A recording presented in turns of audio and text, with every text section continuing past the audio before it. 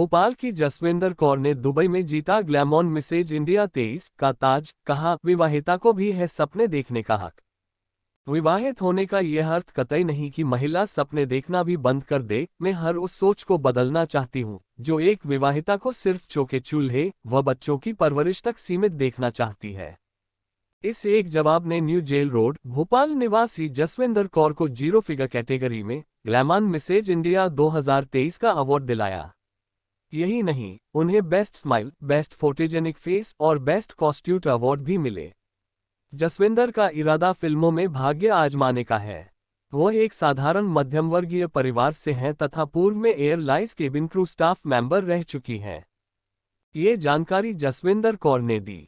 उन्होंने कहा कि Glamour India Beauty Pageant 2023 season 8 प्रतियोगिता का आयोजन हाल ही में दुबई के एक भव्य होटल बही अजमान पैलेस में किया गया।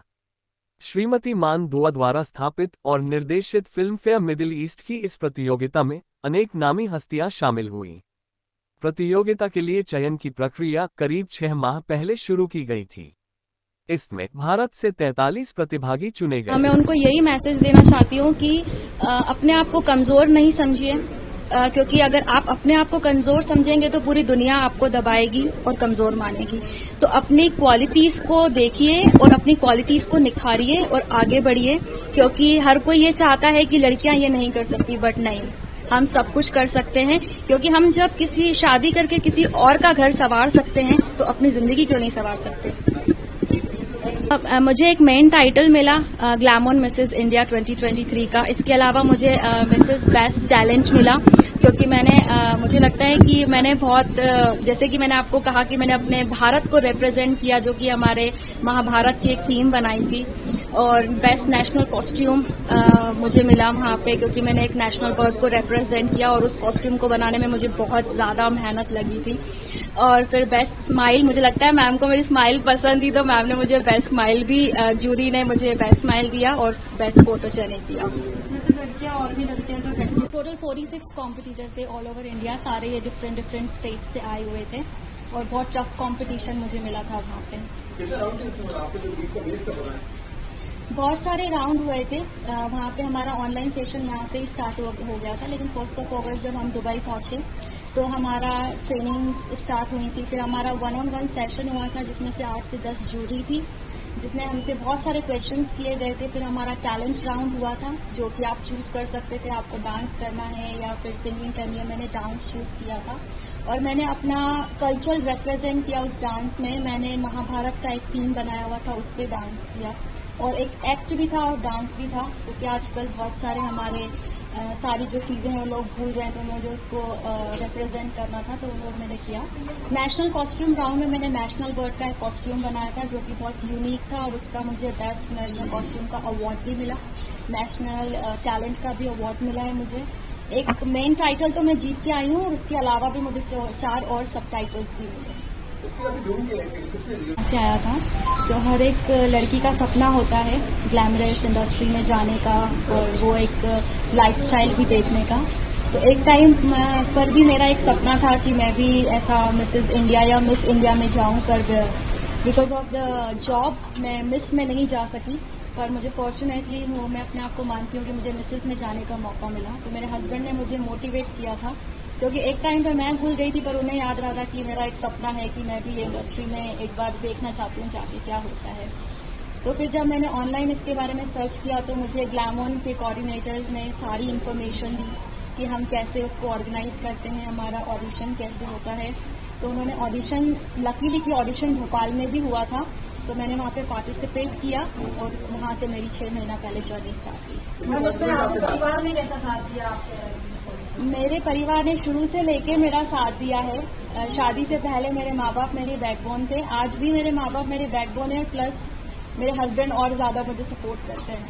तो फुल ऑन मेरी पेरेंट्स का सपोर्ट रहा है, इसीलिए मैं आगे बढ़ पाई हूँ। गूगल करिए, ज्योति शाह को गूगल करिए, कलश चोपड़ा को गूगल करिए, और इसमें श्रेया चोपड़ा हैं, बहुत सारी लड़कियां हैं। अगर आप उनको गूगल करेंगे, कोई टीवी सीरियल्स में काम कर रहा है, कोई बॉलीवुड में काम कर रहा है, तो अच्छे स्केल पे सब मिलकर काम कर रहे हैं। की बात की जाए, क्या मोटिव है, किस मोटिव के साथ शुरू किया था, उसमें आप कितना अभी तक कर पाए?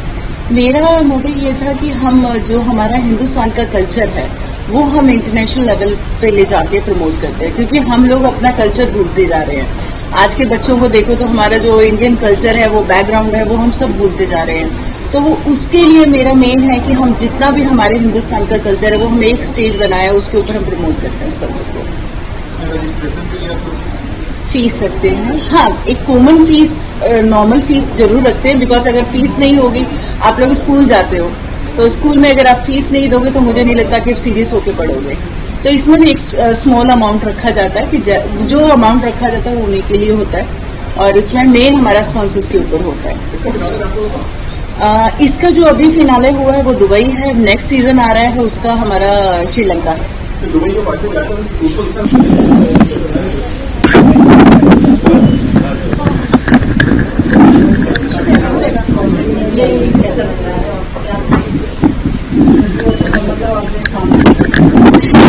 जीत की तो सबको खुशी होती है, तो बहुत खुशी हो रही है। और क्या डिफिकल्टीज आई थी, तो बहुत डिफिकल्टीज आई थी, क्योंकि सक्सेस ऐसे ही हासिल नहीं होती है, और अगर ऐसे हासिल हो जाती है तो आप उसको बयान नहीं कर पाते। तो मेहनत भी बहुत करी थी, और कंपटीशन बहुत ज़्यादा टफ था, तो हर टाइम ये लगा रहता था कि मैं अपने आप को कहाँ इम्प्रूव करूँ। तो एवरी डे ना सो पाती थी ना जाग पाती थी, तो यही सोचती रहती थी जब मैं कॉम्पिटिटर्स को देखती थी कि मुझे अपने आप को और कैसे ग्रो करना है। तो मैं एवरी डे अपने आप को कहीं ना कहीं पॉलिश करती थी, क्योंकि वहाँ पे बहुत अच्छे मेंटोर्स थे जो हेल्प करते थे। मैम की भी बहुत हेल्प थी, जिसमें हमें एवरी डे मैम हर एक पार्टिसिपेंट से इंडिविजुअली बात करती थी कि आपको क्या करना है, क्या नहीं करना है। तो वहाँ पे मुझे बहुत हेल्प मिली थी। और मैं सारी लड़कियों से यही कहना चाहूंगी आगे जाके कि अगर आप कुछ करना चाहते हैं तो डरना छोड़ दीजिए, क्योंकि अगर आप डरेंगे तो कुछ नहीं कर पाएंगे। और अगर आपको अपने आप को प्रूफ करना है तो लड़ाई तो करनी पड़ेगी, चाहे अपने आप से चाहे अपनों से। आप प्रूव करने के लिए आपकी फैमिली ने कैसा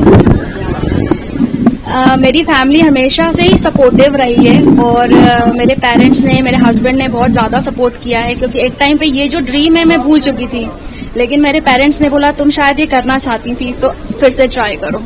तो फिर वैसे ही मैंने अपनी जर्नी ऑनलाइन से स्टार्ट करी, फिर सारे कोऑर्डिनेटर से बात करी, करेक्ट इन्फॉर्मेशन मिली, और फिर मैंने अपनी जर्नी स्टार्ट कर दी। मैं ये कहना चाहूंगी आज की सारी जनरेशन में कि अगर आप कोई सपना देखते हैं तो पहले आप अपने आप से एक वादा करिए कि मुझे ये करना है, ठान लीजिए कि मुझे आगे क्या बनना है, क्या उसके लिए करेक्ट इन्फॉर्मेशन निकालिए और उसके ऊपर बस मेहनत करते जाइए, क्योंकि बिना